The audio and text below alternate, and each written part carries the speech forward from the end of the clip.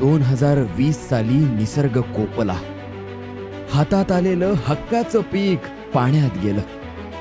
हक्काच्या पीक विम्याचा तरी आधार मिळेल असं वाटलं होतं, पण स्वतःला शेतकऱ्यांचे कैवारी म्हणवून घेणाऱ्या त्यावेळच्या कारभाऱ्यांनी काहीच केलं नाही.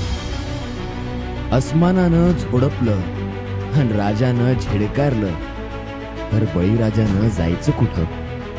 प्रचंड कष्ट उपासूनही शेतकरी बांधवांच्या हाती काहीच लागलं नाही.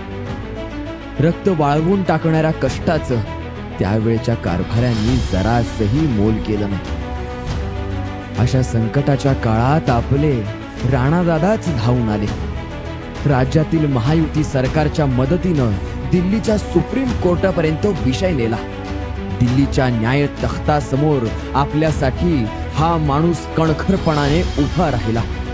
देश पातळीवर लौकिक वाढविणाऱ्या आपल्या हक्काच्या पीक विमाचा लढा जिंकून दिला.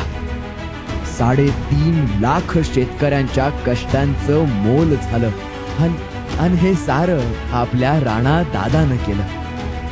सुप्रीम कोर्टात धडक देऊन पीक विमा मिळवून देणारे कार्यधुरंधर आमदार राणा जगजितसिंह पद्मसिंह पाटील. चला आपल्या जिल्ह्याचा कायापालट करण्यासाठी राणादादांना साथ देऊ. विमादार आमदाराला सारे जण एकवटून बळ देऊ.